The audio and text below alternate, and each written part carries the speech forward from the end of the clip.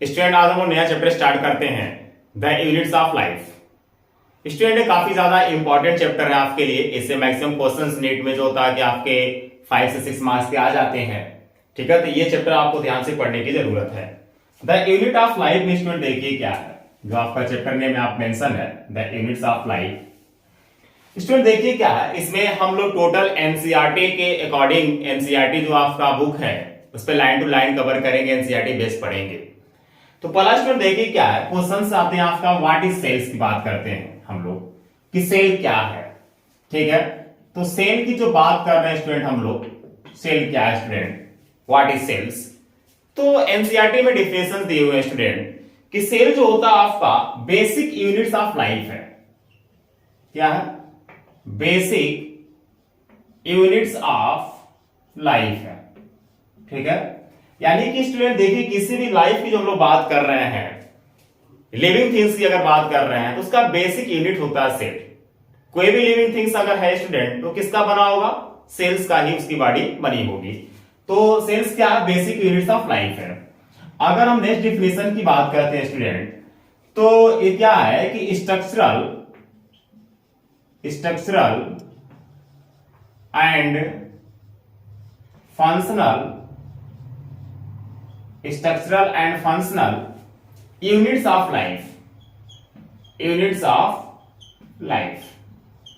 ठीक है, सेल क्या है स्टूडेंट कि structural and functional units of life है। किसी भी अगर लिविंग थिंग्स की बात करते हैं तो उसका सेल्स, उसका बॉडी से होता है बेसिकली सेल्स का ही बना हुआ है स्टूडेंट। और वह जो होता है स्ट्रक्चरली और फंक्शनली जो होता है अपना वर्क कर रहा है, तब कोई living things as a survive कर रहा है। ठीक है, ये क्या एक तरह का structural and functional units of life है सेल। अब अगर हम बात करते हैं स्टूडेंट कि यूनिसेलुलर्स होते हैं, यूनिसेलुलर्स, तो देखिएगा कि जो यूनिसेलुलर्स हैं वह क्या हर चीज के लिए कैपेबल है या फिर नहीं है। तो जो यूनिसेलुलर्स होते हैं स्टूडेंट वह कैपेबल होते हैं स्टूडेंट फॉर इंडिपेंडेंस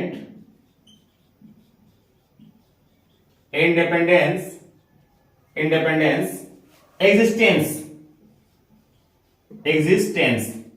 स्टूडेंट ये एनसीईआरटी का लाइन है, ध्यान दीजिएगा। कह रहा है कि जो यूनिसेलुलर्स ऑर्गेनिजम्स होते हैं, ये यूनिसेलुलर्स ऑर्गेनिजम्स होता है स्टूडेंट कि कैपेबल होते हैं आपका किसी भी एग्जिस्टेंस की बात कर रहा है, यानी कि इंडिपेंडेंस होते हैं सर्वाइव करने के बेस पर। यानी कि अगर यूनिसेलुलर्स है फिर भी क्या करेगा, सर्वाइव अपना कर जाएगा। अब देखिए क्या है कि कुछ ऐसे भी हैं, जैसे वायरस की अगर बात करते हैं हम लोग, वायरस की बात करते हैं स्टूडेंट, तो वायरस आपका नॉन सेलुलर में आता है। ये पॉइंट आप याद रखिएगा, किसमें आता है आपका, नॉन सेलुलर्स में आता है। यानी कि वायरस होता है स्टूडेंट, ना ही आप इसको सेल्स कर सकते हैं। क्योंकि जो होता है कि वायरस होता है स्टूडेंट, ये आपका लिविंग एंड नॉन लिविंग दोनों कैरेक्टर शो करता है। इसलिए हम क्या करते हैं कि जो वायरस होता है उसको हम लोग नॉन सेलुलर्स करते हैं। ठीक है, तो ये पॉइंट आप काफी ज्यादा इंपॉर्टेंट है आपके लिए, ये पॉइंट याद रखेंगे। अब देखिए क्या, ये तो मैंने आपको बेसिक चीज सेल से रिलेटेड बताया। फर्स्ट इज सेल का डिफिनेशन बताया जा रहा है, सेल क्या होता है, cell is a basic units of life.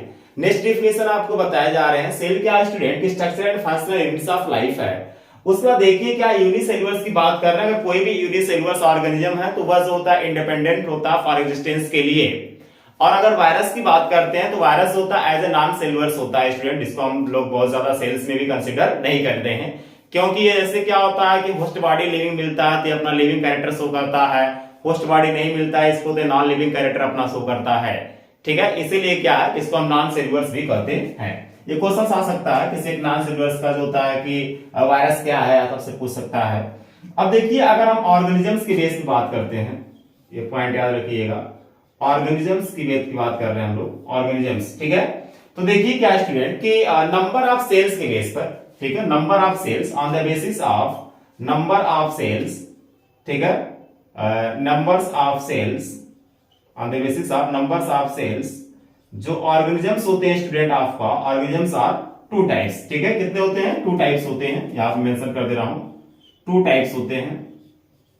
First is a आपका यूनिसेलुलर ऑर्गेनिजम्स है, यूनिसेलुलर ऑर्गेनिजम्स है और सेकंड इज ए आपका मल्टीसेलुलर ऑर्गेनिजम्स है। क्या है?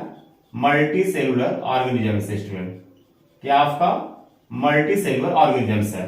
तो ऑर्गेनिजम्स की अगर बात करते हैं तो on the basis of number की बात करते हैं, नंबर ऑफ सेल्स के कितने नंबर्स हैं उसके बेस पर अगर बात कर रहे हैं हम लोग, तो जो आपका यूनिसेलुलर ऑर्गेनिजम्स होते हैं और आपका मल्टीसेलुलर ऑर्गेनिजम्स होते हैं, दो होते हैं।